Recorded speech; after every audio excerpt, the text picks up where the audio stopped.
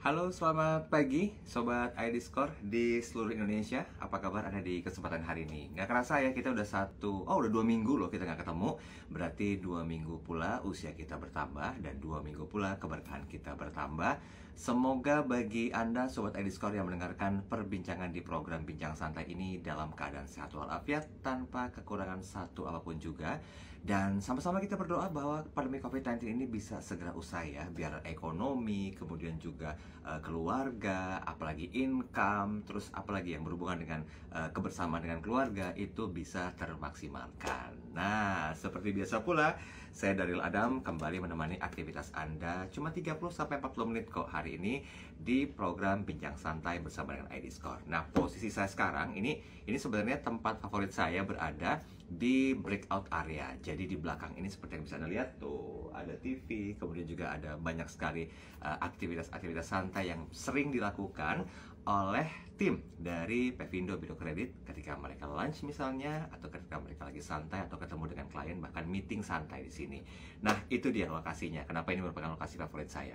Oke, kalau 2 minggu yang lalu kita sempat bicara tentang hal yang berhubungan dengan, nih saya bocorin ya, manajemen pada perusahaan. Ada Pak M. Rizky Nasir 2 minggu lalu kita berbincang bersama dengan beliau.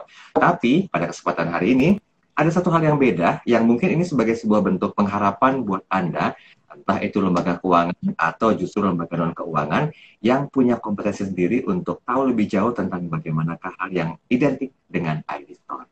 Ngomongin masalah ID Score, saya sudah bersama dengan Senior Vice President Head of Account Management, ada Pak Riza M. Kristanto. Selamat pagi Pak Riza. Halo, selamat pagi Mas Deril. Gimana kabarnya, sehat hari ini? Baik-baik, sehat. Oke, Pak Riza, hari ini kan waktunya kita untuk ngobrol santai sebetulnya. Dan saya rasa sih sebenarnya 30 menit itu nggak cukup ya untuk bisa mengedukasi lembaga keuangan atau lembaga non-keuangan, bahkan Sobat ID Score yang ada di seluruh Nusantara ini untuk paham lebih jauh. Tapi nggak apa-apa ya, yang berhenti sebelum kenyang itu loh yang enak sebetulnya Pak Riza ya. Betul. Baik, nah Sobat ID Score, hari ini kita bicara mengenai pemanfaatan ID Score bagi lembaga keuangan dan non-lembaga keuangan. Nah memang biasanya pemanfaatan ID Score ini dikhususkan untuk lembaga keuangan. Tapi ini angin segar kita buat kita semua bahwa lembaga non-keuangan juga bisa memanfaatkan ini. Mungkin nggak kenal maka nggak sayang, boleh Pak Riza, selaku Senior Vice President dari Head of Account Management, menjelaskan secara singkat gambaran apa sih sebetulnya ID Score itu? Oke, thank you Mas Deril. Jadi ID Score sendiri adalah skor kredit yang dikeluarkan oleh Pevindo Biro Kredit. Di mana kita dapat mengukur kelayakan kredit dari seseorang dan juga kemampuan bayarnya berdasarkan informasi yang ada di laporan perkreditan di individu tersebut. Jadi sebetulnya ini yang buat Pevindo. Betul. Jadi Pevindo sebagai LPIP, Lembaga Penyedia Informasi Perkreditan, yang ditunjuk resmi oleh OJK. Jadi kita yang memang lembaga yang berhak untuk mengelola data kredit di Indonesia. Oke. Kalau bicara masalah ide awalnya, tercetus tentang ID Score ini gimana sejarahnya mungkin, Pak Riza? Jadi memang di Indonesia ini agak terlambat ya. Maksudnya kalau di negara lain itu memang udah ada kredit swasta lah yang mengelola data kredit di masing-masing negara. Nah, jadi mulai dari tahun 2017, jadi sebenarnya dari awalnya dari 2014, OJK akhirnya menyetujui ada beberapa institusi swasta yang secara resmi dibentuk OJK untuk mengelola data perkreditan.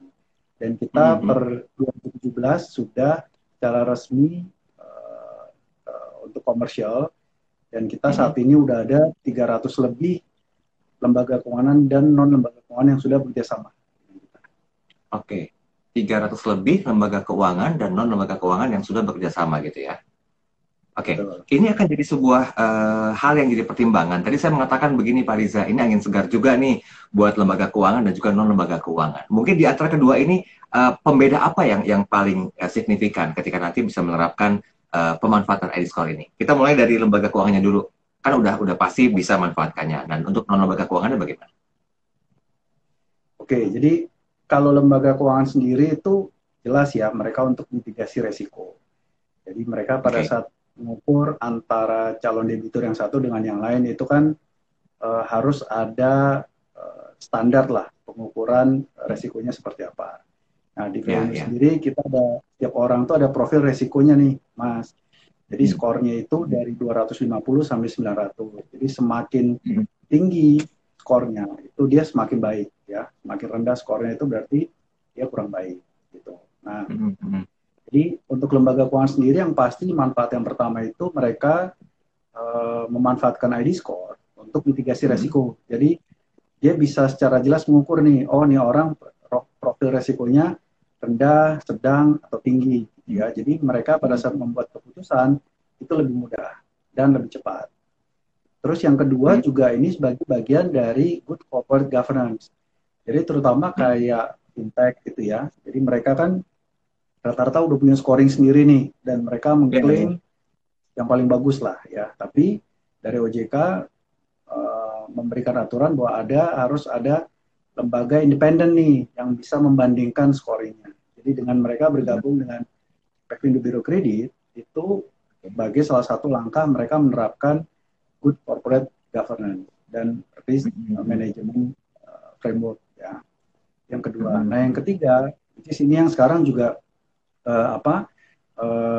sudah menjadi tren ya. Jadi kita pemanfaatan ID score itu udah Hmm. lebih jauh lagi, Mas. Jadi kita nggak cuma bilang bahwa ini sebagai mitigasi resiko, tapi kita Hmm. udah bilang sebagai speed and cost efficiency gitu. Jadi Hmm. untuk mendapatkan ID score itu cuma butuh waktu 6 sampai 7 detik. Oke. Jadi bayangkan kalau kita udah menggunakan mobile application terus kita apply satu kredit gitu ya. Hmm. Rata-rata di lembaga keuangan itu cuma butuh waktu 30 menit tuh untuk bisa Hmm. memberikan keputusan apakah disetujui atau ditolak gitu ya.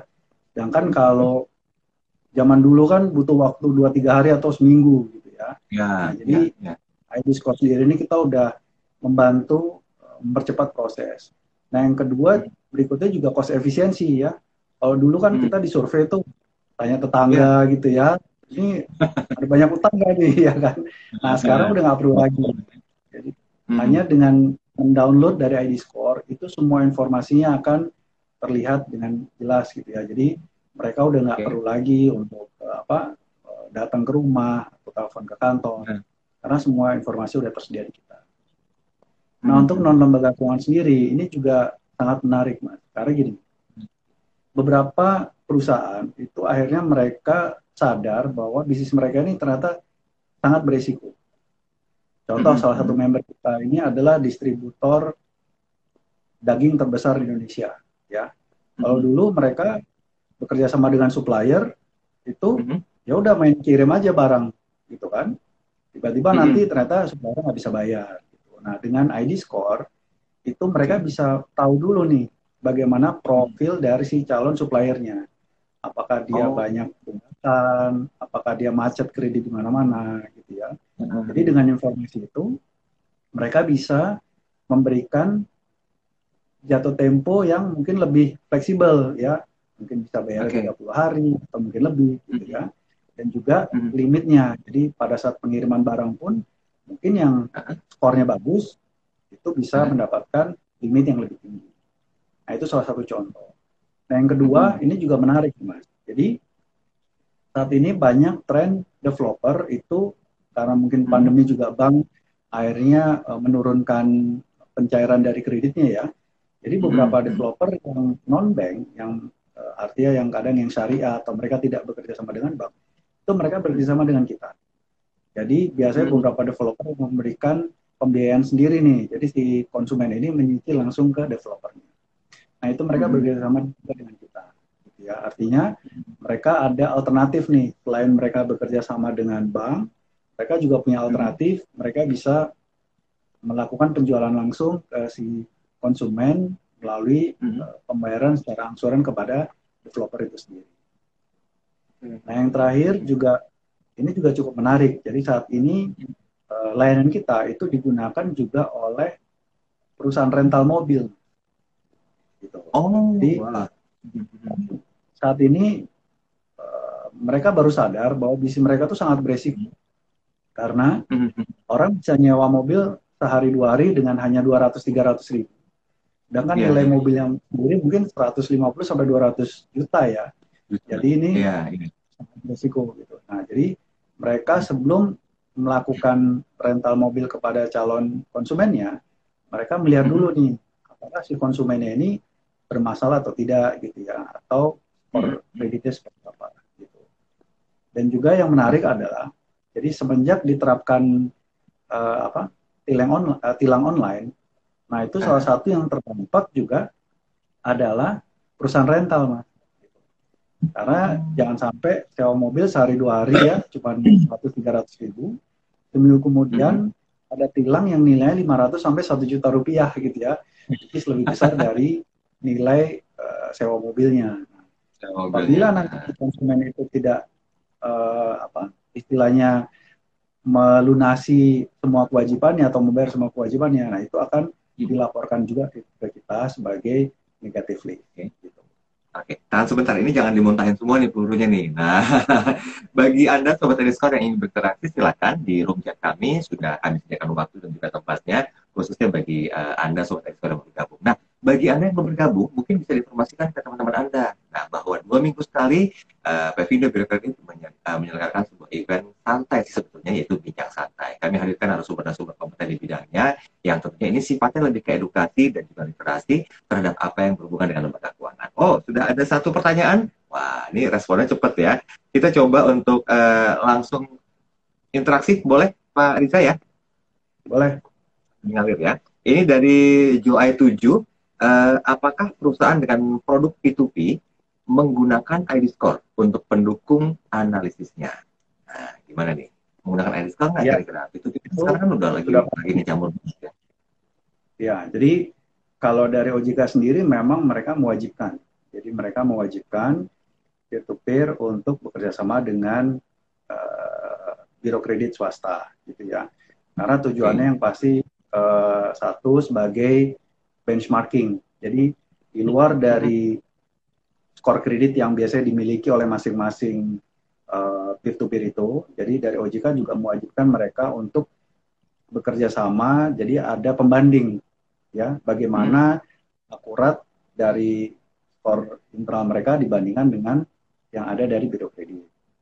Gitu. Jadi itu yang pertama. Kedua juga yaitu bagian dari yang tadi saya sampaikan good corporate governance.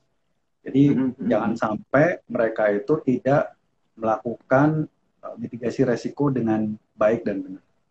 Gitu. Jadi saat ini peer-to-peer yang udah bekerjasama dengan Pevindo itu ada 90 institusi lebih, Mas, yang udah bekerjasama. Oke, oke. Nah, ini untuk Dan datanya sendiri, keamanannya bagaimana, Pak Riza? Sorry, saya potong sedikit, mohon maaf. Untuk keamanan sendiri bagaimana? Apakah memang bisa terjadi hal yang tidak inginkan? Karena mungkin kita nggak perlu bahas kasus per kasus yang banyak yang bocor data segala macam. Nah, tingkat trust dari konsumen kepada P2P sendiri, ketika ada ID score di sana, bagaimana cara penerapannya?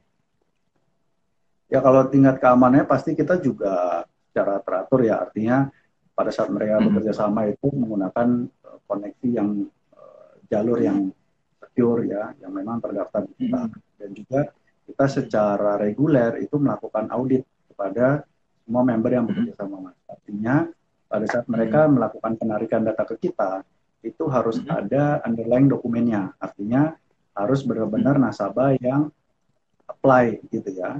Dan itu kita Oke. secara periodik kita melakukan audit juga ke masing-masing bentuk gitu.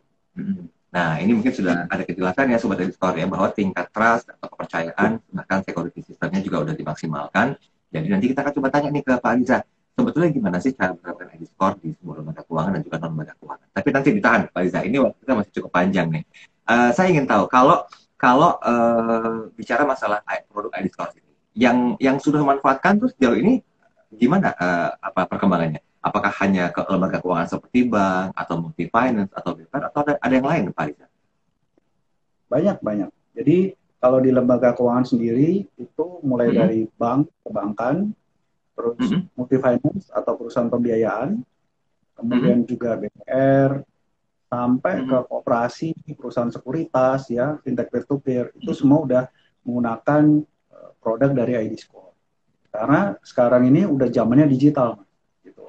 Artinya mereka berubah atau tertinggal gitu kan. Jadi pilihannya cuma kayak gitu. Karena dengan agresifnya dari peer-to-peer ini membuat semua lembaga keuangan ini berlomba-lomba untuk juga mereka beralih ke digital. Nah, di mana layanan kita ini sangat mendukung layanan digital tersebut ya, karena untuk mendapatkan report ID score itu di kita cuma butuh waktu 6 sampai 7 detik. Jadi cepat sekali. Ya. Jadi untuk mendapatkan report itu cuma butuh 6 sampai 7 detik. Nah, jadi itu sangat bermanfaat dan sangat membantu proses mereka. Karena kan kalau di Indonesia itu kecepatan itu lebih penting ya, gitu. Jadi kadang mereka bunga mungkin lebih tinggi sedikit, tapi prosesnya cepat. Nah, itu biasanya diminati tuh oleh si. Nggak masalah katanya gitu ya. Dan juga bahkan sekarang ini perusahaan sekuritas mereka juga udah bekerja sama, gitu ya. Jadi saya yakin pemanfaatannya nanti bisa jauh lebih luas lagi, ya. Nah, di luar itu yang tadi saya sampaikan untuk non lembaga keuangan itu kita udah dimanfaatkan untuk yang consumer good, ya. Jadi distributor, terus kemudian perusahaan rental dan juga developer. Nah, itu juga udah bekerja sama dengan Pevindo. Oke, berarti ini segmentnya lebih kemana? Ke B2C atau ke B2B kira-kira? Nah, memang saat ini kita fokusnya ke B2B, karena layanan kita banyak dimanfaatkan pada saat lembaga keuangan itu membuat keputusan kredit. Tapi kita juga melayani B2C, Mas. Jadi, kalau seandainya ada dari konsumen yang mereka pengen, kan kalau dulu itu kita bilangnya medical check-up ya. Nah, nanti kita ada financial check-up nih, Mas. Jadi orang harus secara teratur ngecek kondisi keuangannya seperti apa, gitu ya. Profil resiko dia seperti apa. Karena kalau profil dia bagus, artinya dia lancar membayar dan lain sebagainya, itu akan lebih mudah pada saat nanti dia mengajukan kredit di manapun. Nah, itu kita bisa melayani juga, bisa walk-in ke kantor kita untuk nanti melakukan pengecekan data pribadi mereka, Mas. Nah, itu juga memungkinkan. Oke, baik. Kalau gitu biar nggak penasaran, agar Sobat ID Score yang gabung pada kesempatan pagi ini bisa lebih ngerti gitu loh untuk pemanfaatan ID Score, kita setuju bagi kedua termin ya, Pak Riza ya. Yang pertama adalah lembaga keuangan dan non-lembaga keuangan. Mungkin ke lembaga keuangannya dulu nih. Ini secara mungkin terdengarnya begitu teknis Pak Riza, tapi kita juga pengen tahu nih, gimana sih term and condition-nya, syarat-syaratnya seperti apa agar ada pemanfaatan ID Score di lembaga keuangan. Nah, bagaimana caranya? Ya, jadi kalau term and condition-nya sih kita sebenarnya nggak terlalu susah ya. Jadi kalau misalnya ada lembaga keuangan yang mau berminat bergabung pun, kita ada tim relationship manager yang selalu siap untuk membantu. Nah, kemudian ya seperti biasa kita ada perjanjian kerjasama ya, dan nanti ada beberapa persyaratan yang harus dipenuhi. Nah, salah satunya adalah koneksi jaringannya yang menggunakan secure line. Nah, kalau itu persyaratan sudah dipenuhi, mereka bisa langsung memanfaatkan layanan kita nih. Nah, jadi saat ini sih proses untuk kerjasama sampai dengan bisa live ya, artinya memanfaatkan layanan kita itu, kita udah memecahkan rekor itu cuma butuh 2 hari tuh. Jadi sangat cepat ya. Wow. Hanya dengan 2 hari mereka udah bisa langsung memanfaatkan layanan kita. Karena dari Pevindo sendiri kita udah sangat siap ya, dari sisi infrastruktur, dari sisi human support-nya, nah kita udah siap semua. Gitu. Oke. Kalau non lembaga keuangan bagaimana kira-kira? Kalau non lembaga keuangan juga sama, cuman bedanya kalau non lembaga keuangan itu mereka selain mereka harus menggunakan jaringan yang udah secure dan terkoneksi dengan Pevindo, mereka juga wajib mengirimkan data sesuai dengan format yang kita udah standarkan. Nah, pada saat mereka udah memenuhi itu, mereka juga udah bisa secara langsung mendapatkan informasi kredit yang ada di Pevindo Kredit atau ID Score. Gitu sih, Mas. Jadi, ini berarti pemanfaatannya kalau dengan keuangan itu ya butuh waktu kurang lebih seminggu sampai dengan 1 bulan. Tergantung dari kesempatan dari mereka sendiri ya. Gitu. Baik. Ini saya utamakan pertanyaan dulu, nanti sebelum kita ngobrol santai lagi. Dari SWT Pras, Pak Riza, bagi non-lembaga keuangan, pemanfaatan kredit score itu biasanya untuk apa? Nah, untuk apa kira-kira kalau bagi non-lembaga keuangan Jadi pemanfaatan kalau ID score? non-lembaga keuangan itu yang pasti mereka juga salah satu untuk mengukur profil resiko dari seseorang. Prof.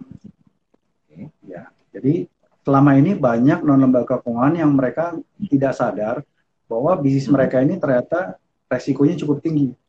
Gitu. Seperti yang Mm-mm. tadi saya sampaikan, perusahaan rental mobil gitu ya, mereka menyewakan Mm-mm. per hari 200-300 ribu, padahal nilai mobilnya sendiri itu ratusan juta, gitu kan. Nah ini kan Mm-mm. sangat beresiko ya. Beberapa rental mobil yang relatif kecil itu mereka bahkan minta jaminan, ya, minta jaminan Oke. motor. Motor juga nilainya kurang lebih 10 juta gitu ya. Jadi sebenarnya resikonya masih sangat tinggi. Nah jadi mereka membutuhkan satu uh, tools atau satu alat di mana bisa mengukur profil resiko dari si konsumennya mereka. Nah, makanya mereka Mm-mm. bekerjasama dengan Revindo Bureau Kredit untuk memanfaatkan ID Score. Oke. Berarti ini sisi positifnya selain mungkin itu bermanfaat untuk konsumen juga dari sebuah lembaga keuangan atau mungkin juga non lembaga keuangan, ada keterkaitan nggak Pak Riza untuk meningkatkan speed dan juga cost efisiensi? Pasti, pasti. Jadi kan Ya, sekali lagi di semua industri kan ada resiko ya. Dan iya, iya. beberapa industri itu contoh kayak consumer goods, itu kan Mm-mm. mungkin beberapa supplier akhirnya mereka macet, mereka tidak membayar ya. Di mana itu ada tunggakan. Kalau di rental Mm-mm. mobil, resikonya adalah mobilnya bisa hilang kan. Di situ juga Mm-mm. nilainya cukup besar. Gitu. Nah, jadi Mm-mm. dengan bekerja sama dengan kita, yang pasti salah satu manfaatnya adalah menurunkan resiko dari si lembaga keuangan itu sendiri. Gitu. Dan mereka Mm-mm. juga lebih confident ya, mereka lebih pede pada saat menjalankan bisnisnya karena mereka udah salah satu melakukan mitigasi resiko yang dengan baik dan benar.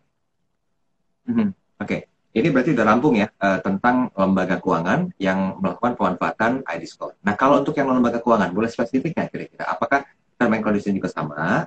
Kemudian juga ada manfaat-manfaat lain yang mungkin dirasakan baik dua pihak antara konsumen dan juga non lembaga keuangan, Pak Riza?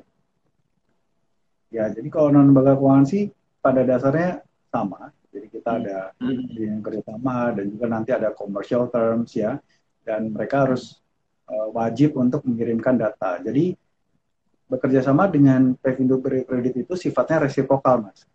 Jadi mereka Oke. wajib, jadi mereka bisa mendapatkan data, tapi di satu sisi mereka juga wajib mengirimkan data yang menggambarkan eh, pembayaran dari si konsumen ini sendiri.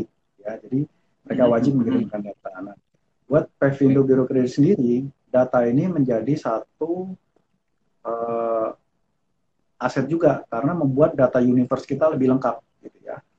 Jadi kebayang Mhm. di ID Score itu merupakan bisa dibilang satu-satunya informasi di Indonesia yang single ID multiple information. Oke, sorry, single ID, multiple information. Oke. Nah, jadi kita dengan mengetik NIK aja. Jadi kalau mungkin Mas Daryl tahu ya, Indonesia ini kan salah Mhm. satu negara yang nomor ID-nya tuh banyak ya. Nomor KTP kita beda, nomor SIM Ada. kita beda gitu ya. Nanti ada nomor-nomor lainnya lah ya. Sedangkan kalau di luar negeri kayak di Amerika itu cuma ada social security number tuh. Ya, Ah, satu angka itu sudah menggambarkan banyak informasi. Nah, di oke. Indonesia, Indo Kredit kita pelan-pelan udah menyediakan informasi itu. Jadi nantinya Mhm. dengan mengetik NIK aja atau nomor KTP, itu semua Mhm. informasi akan keluar. Jadi yang pasti Mhm. informasi perkreditan ya, itu semua Mhm. fasilitas, terus Mhm. bagaimana histori pembayarannya itu tersedia di situ. Termasuk dia alamat rumah, nomor telepon dan lain sebagainya. Nah, Mhm. kemudian di Pevindo Biro Kredit kita melengkapi ID Score dengan Mhm. other data. Jadi ada juga Mhm. informasi tentang Dirjen Pajak. Jadi informasi pajak kita itu ada. Terus kemudian data BPJS kita itu juga tersedia. Mhm. Ya. Jadi nantinya yang non lembaga keuangan ini juga melengkapi data-data tersebut menjadi satu report yang sangat komprehensif. Jadi Mhm. kita tinggal ketik nomor KTP aja tuh semua informasinya akan keluar. Dan ini menjadi bisa dibilang satu-satunya di Indonesia yang itu tadi ya single ID multiple information. Oke. Ini penerapan input datanya itu dilakukan sama siapa? Sama timnya non-lembaga keuangan atau secara manual masih inputnya oleh konsumen sendiri? Jadi semua member dari Pevindo Kredit itu setiap bulan mereka wajib mengirimkan data. Jadi setiap Oh, bulan mereka wajib mengirimkan data ke kita, di mana data itu kita olah, kita mm, agregasi, dan kita update mm, skornya. Jadi setiap mm, bulan skor individu itu bisa berubah ya. Jadi ini juga merupakan edukasi ya buat semua masyarakat di Indonesia bahwa saat ini mm, mereka wajib untuk menjaga nih ya histori kreditnya mm, supaya apa? Supaya mereka mempunyai profil resiko yang baik. Karena kalau mereka mm, profil resikonya baik, itu mm, artinya semua lembaga keuangan atau semua institusi akan berlomba-lomba memberikan fasilitas yang terbaik. Tapi pada saat mereka mm, tidak menjaga, nah itu mm, akhirnya membuat reputasi mereka kurang baik juga. Dimana nanti akhirnya ya akan mempersulit ya, kita nggak tahu berapa tahun kemudian kita pengen beli rumah dan lain sebagainya. Nah itu akhirnya prosesnya kita jadi terhambat karena dulu mm. mungkin kita punya pinjaman online atau peer-to-peer gitu Ya, yang nilainya kecil, tapi karena waktu itu kita kurang aware ya, kita kurang paham tentang bagaimana sih membangun reputasi kredit. Nah, kita akhirnya jadi mm, lalai itu mas, dan itu akhirnya kemudian hari bisa mm. membuat resiko kredit kita kurang baik.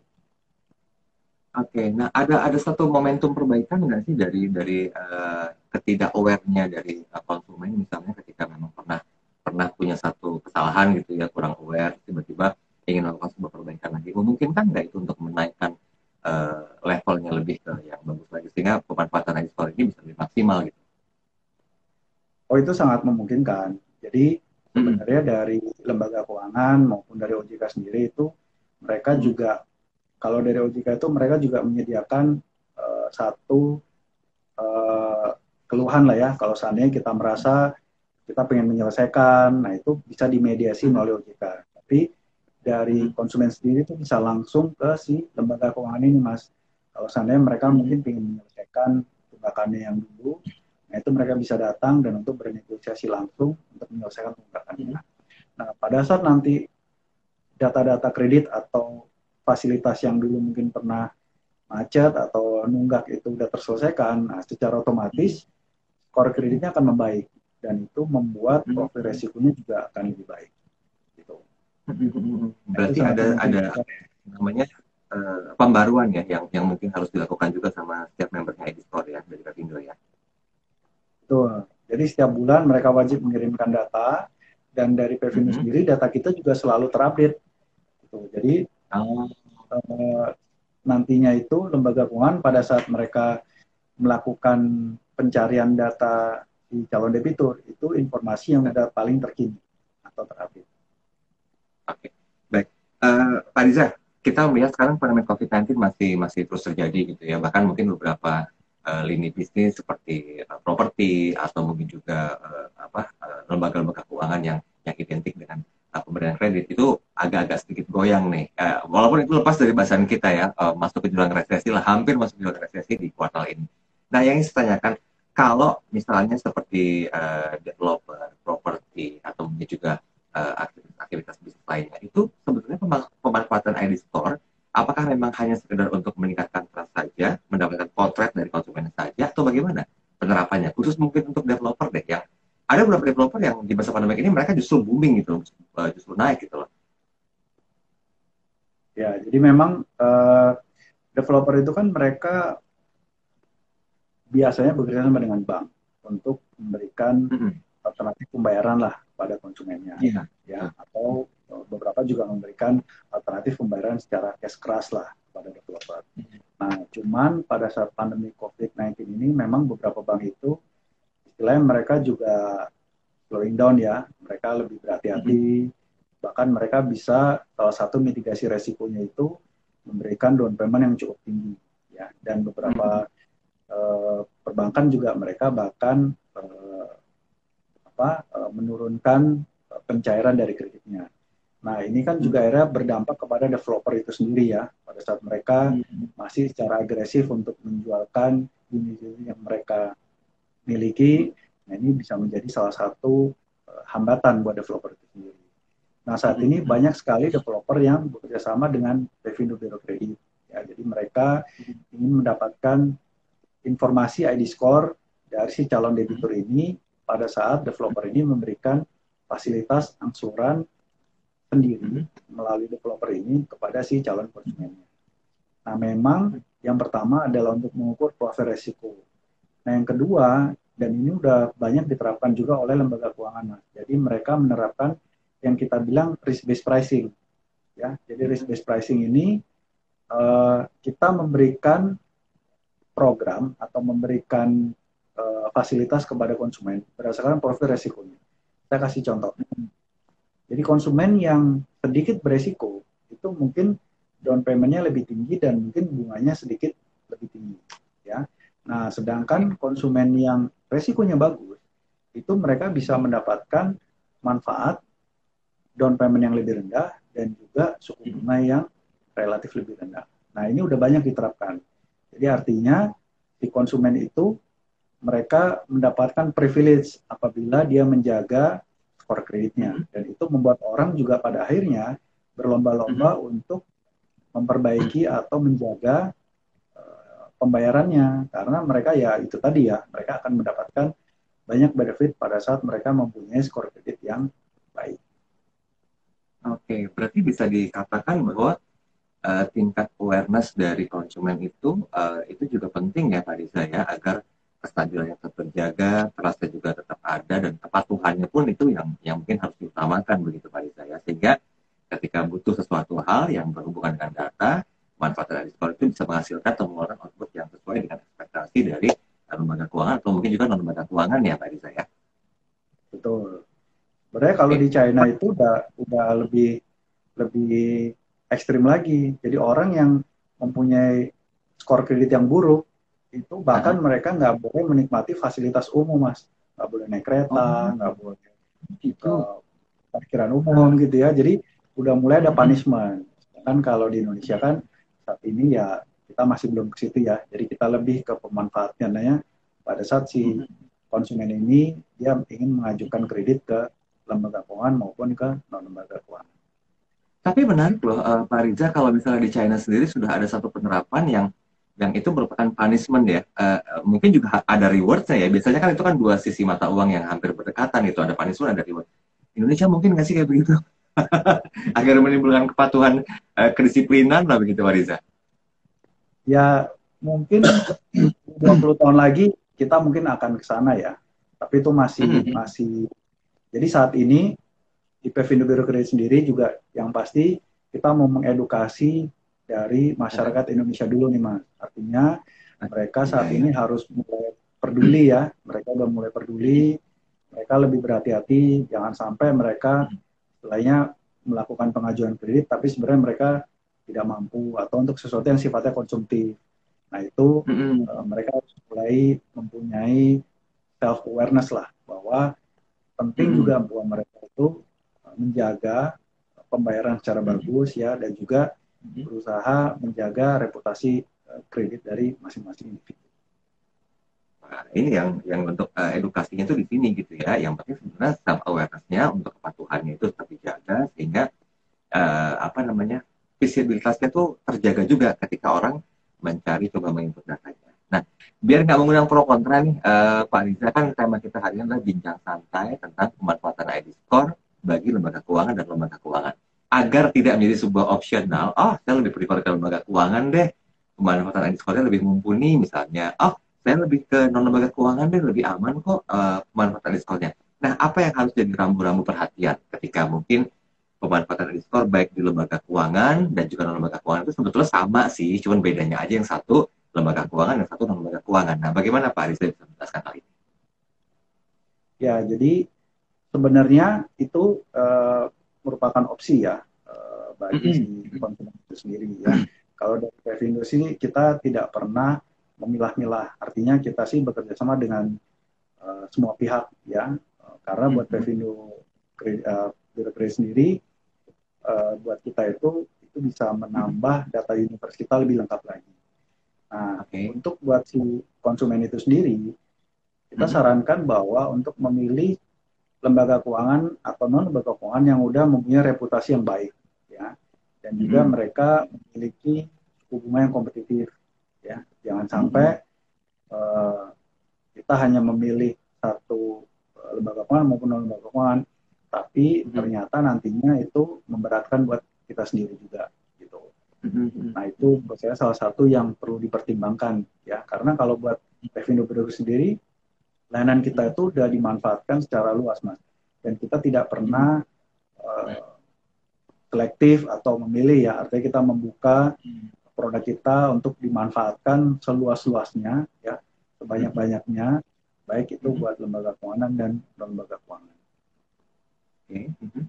Karena ini penting disampaikan ya Pak Riza ya, agar tidak ada satu ya mungkin disparitas yang jauh gitu loh. Saya lebih nyaman dengan lembaga keuangan dibanding lembaga keuangan, tapi sudah diluruskan tadi. Nah, bagi Sobat Ediscore yang mungkin baru bergabung, memang kita sampai di penghujung ya.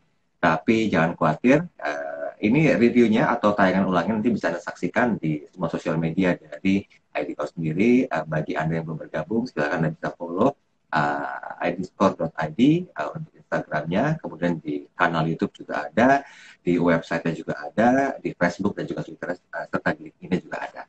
Ini ada satu pertanyaan lagi dari Ibu Ayu Apriliani. Halo Pak Riza, saya mau tanya, cara menilai skor dari kredit calon debitur itu berdasarkan apa ya kira-kira?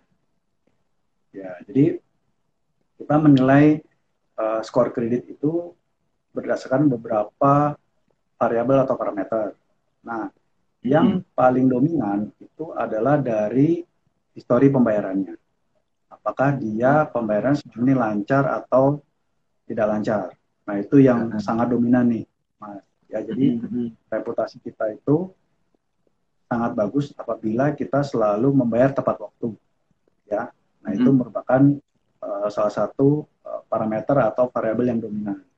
Yang kedua, apabila kita pernah macet atau nunggak, ya, artinya macet itu kita tidak membayar sampai lebih dari 3 bulan, ya. Nah itu juga membuat skor kredit kita akan menjadi tidak bagus.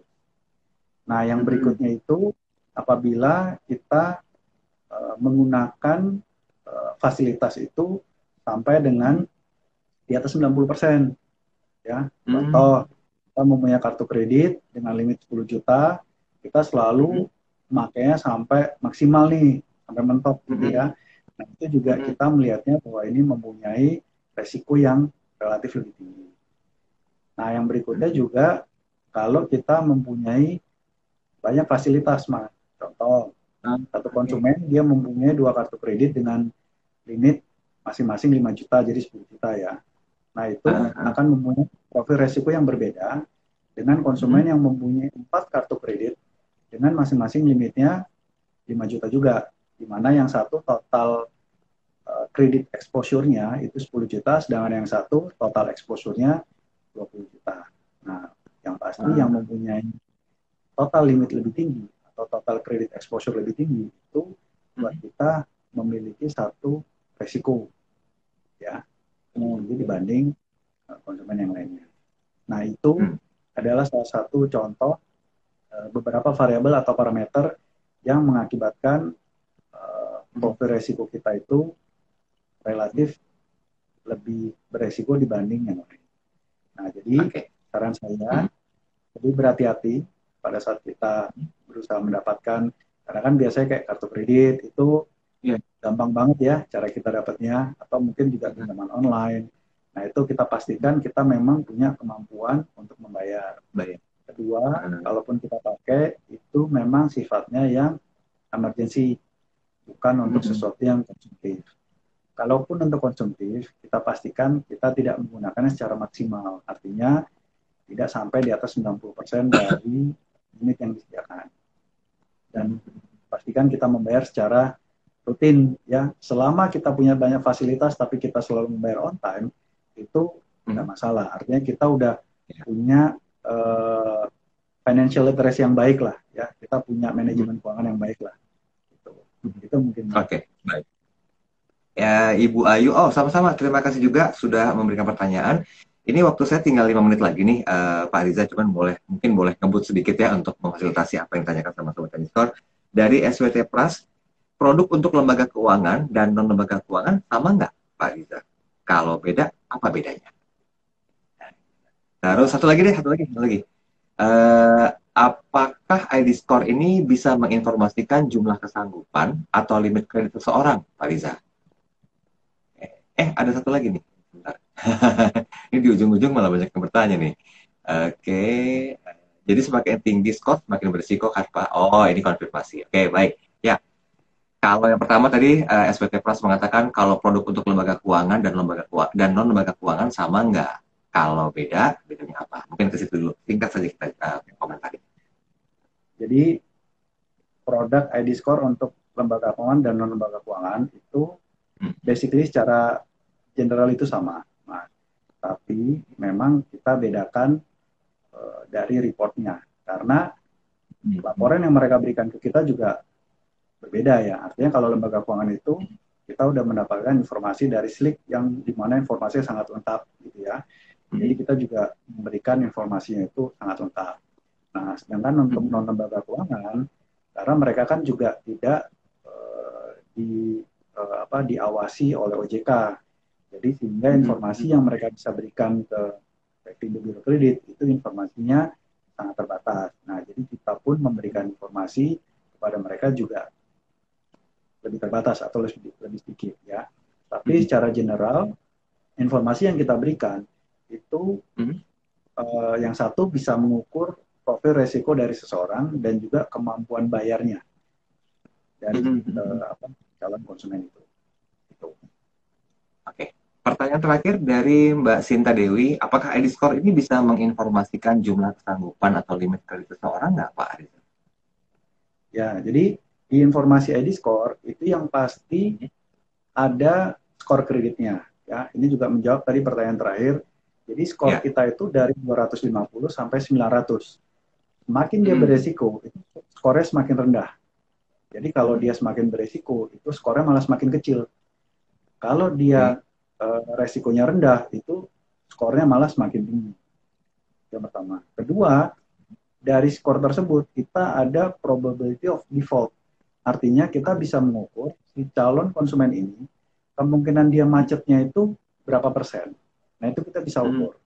Nah, dari situ kita bisa tahu sebenarnya kemampuan bayarnya dia itu bagus atau tidak. Itu sih. Nah, untuk penentuan limit itu biasanya tergantung dari lembaga keuangan itu sendiri ya. Jadi ini kembali ke kebijakan internal mereka. Kalau skornya tertentu itu mereka bisa memberikan limit kredit sampai berapa. Nah itu kebijakan dari masing-masing si lembaga keuangan itu sendiri. Oke, baik.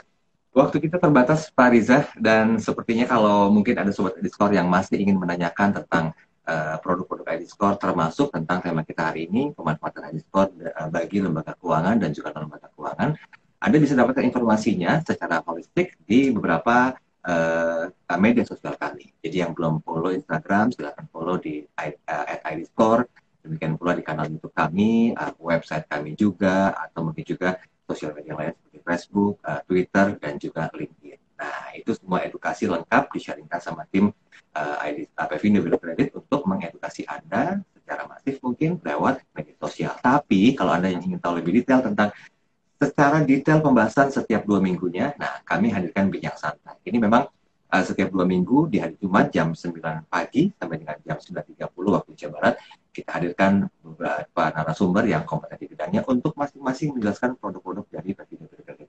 Nah, satu yang terakhir adalah Pak Riza M. Kristanto, selaku Senior Vice President, Head of Account Management dari Pevindo Biro Kredit.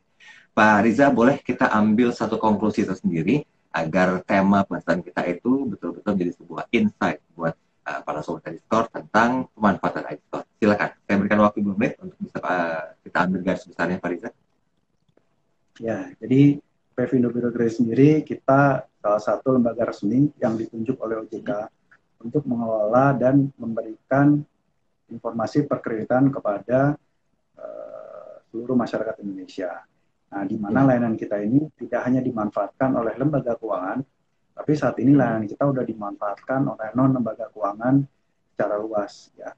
Buat lembaga keuangan sendiri, layanan kita sangat bermanfaat, terutama untuk mereka yang udah menggunakan layanan digital, ya, di mana layanan kita itu sangat cepat ya dan juga sangat cost efisiensi. Jadi ini juga selain membantu mereka untuk melakukan mitigasi resiko. Nah, untuk non-lembaga keuangan sendiri, layanan kita juga bisa meningkatkan penjualan mereka, tapi dengan melakukan mitigasi resiko yang lebih terukur. Ya, jadi banyak saat ini non-lembaga keuangan yang baru sadar bahwa bisnis mereka ini ternyata resikonya sangat besar. Nah, layanan ID Score dari Pevindo Biro Kredit, kita bisa membantu dari non-lembaga keuangan ini untuk menurunkan resiko bisnis yang selama ini terjadi di mereka. Karena ID Score sendiri itu informasi tidak hanya individu, tapi kita juga ada corporate, Mas. Jadi saat ini Pevindo Biro Kredit itu kita mengelola 90 juta lebih data konsumen. Jadi kebayang ya, kita punya 250 juta penduduk, di mana 150 juta itu adalah yang produktif, ya. Nah, kita sudah memiliki 90 juta lebih data individu di Indonesia. Dan kita memiliki 500 ribu lebih data perusahaan yang ada di Indonesia juga, ya. Termasuk beberapa yang SME atau UMKM, karena kita kan juga bekerjasama dengan fintech peer-to-peer yang produktif, di mana semua nasabahnya adalah SME atau UMKM. Jadi, kalau seandainya ada lembaga keuangan maupun non-lembaga keuangan yang belum bergabung, boleh bisa hubungi kami. Ya. Dan selain itu, kita juga selalu memberikan edukasi kepada masyarakat Indonesia untuk selalu menjaga histori kreditnya, lalu memastikan pembayarannya dilakukan secara lancar, supaya nantinya itu mereka bisa mendapatkan banyak manfaat apabila profil resiko mereka baik. Oke. Wah, luar biasa, konklusinya sangat luar biasa sekali. Terima kasih Pak Riza M. Kristanto. Kami doakan sehat selalu dan tetap menjaga protokol kesehatan ketika beraktivitas. 3M jangan lupa nih Pak ya. Dan terima kasih untuk Anda Sobat Investor yang sudah bergabung bersama kami. Mohon maaf kalau tidak sempat saya sapa satu persatu dan juga komentar beberapa yang tidak sempat kami bahas. Dan terima kasih banyak yang sudah bergabung memberikan pertanyaan. Jangan lupa 2 minggu ke depan setiap hari Jumat jam 9 pagi sampai dengan jam 9.30 kami live di Instagram di @idstore.id. Nah, jadi buat Anda yang belum, boleh informasikan ke teman-temannya, yuk gabung yuk. Siapa tahu ini merupakan sebuah bentuk literasi dan juga edukasi yang mumpuni buat Anda yang paham banget tentang idstore seperti apa. Jangan lupa di @idstore.id, di idstore.id, atau di seluruh sosial media dari Pevindo Biro Kredit, baik kanal YouTube, Instagram, Twitter, Facebook, dan juga LinkedIn. Kita ketemu lagi nanti di 2 minggu depan. Pak Riza, thank you.